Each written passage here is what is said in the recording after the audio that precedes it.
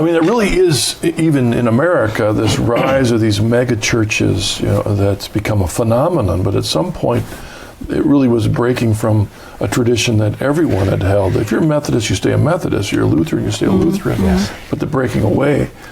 So you were one of those cutting-edge couples that did that.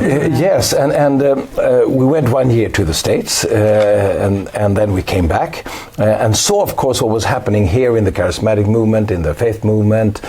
We went to Rhema for a while, and this the freedom that you could see on the surface, that they're so innovative and doing things a different way, and going out much more in evangelism attracted us very much, plus the gift of the Holy Spirit. So we came back to Sweden after that and started the Bible school, and with really no intention of starting a church, and not really thinking that the Bible school would be big, but I think it met a need at that time.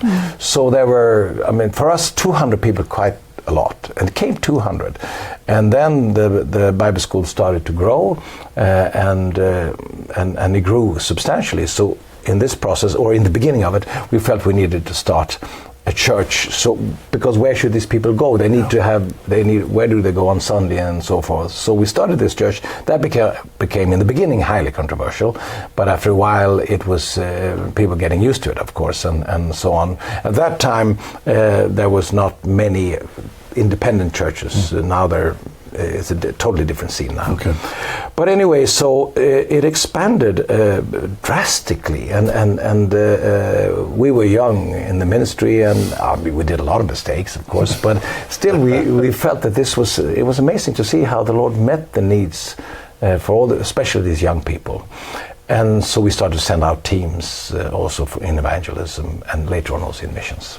Wow, so was it mainly, I'm trying to imagine, being in this movement that you didn't anticipate was going to be a church, starting a Bible study, but as you move to a church, questions like, well, what do we have, a set of teachings to? What about sacraments? What about future leaders? Are you going to ordain people? I mean, those must have been questions that you were confronting. Well, they came after a while. Basically we're having meetings, and we're having Bible studies, we're having evangelism, and we were and it grew. People came from everywhere almost. So we were so preoccupied with this. Then something happened, and it was basically, and now we're over about, we felt we needed to build a church building.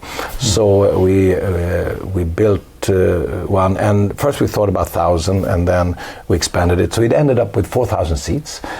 So it was a huge building, and all this happened fast. We're in 1987 now. We started the church 83. And 89, the wall fell down, the Iron Curtain. So I see it in one way as the providence of God, that He prepared us and all these hundreds and eventually thousands to send them out into missionary work. And over the years going on, I think we sent out about 5,000 or 6,000 short-term missionaries, going out a couple of weeks, a couple of months, and so on, and also those that long-term that stayed longer. But this was because of the Iron Curtain. We felt instinctively this is what we're supposed to do. We're supposed to go in and preach the gospel in Soviet Union. Are these missionaries going out to bring people to Jesus Christ and return to their churches, or are they going out bringing them to Jesus Christ and starting little churches? When they went into the Soviet Union, there was no churches, of course you had the underground Pentecostals and Baptists, but basically the territory where and the Orthodox, of course, but the territories where we went, there were hardly any.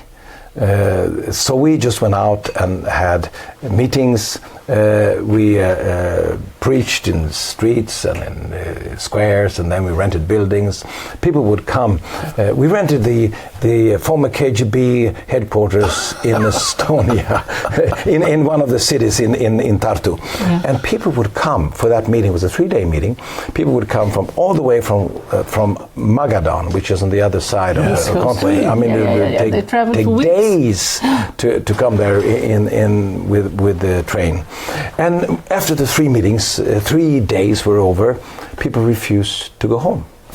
And they said, you must start a Bible school here. And we said, but we are leaving. Yeah, but you need to start one. So because we want more of this teaching. So those that came in to the faith, those that received Jesus, they instantly wanted the Bible. They wanted to know. So we started a Bible school there, and out of that came actually a strong missionary work. So preaching, establishing Bible schools, out of that establishing new churches and congregations. It was like a wildfire, and there were 800 up to about 1,000 congregations that came out of this step by step. We didn't start every and each one, but it was a flow. It just The work of the Spirit, and at the same time as your home church where your pastor's growing. Yes, it grew at the same time. Yes. Yeah.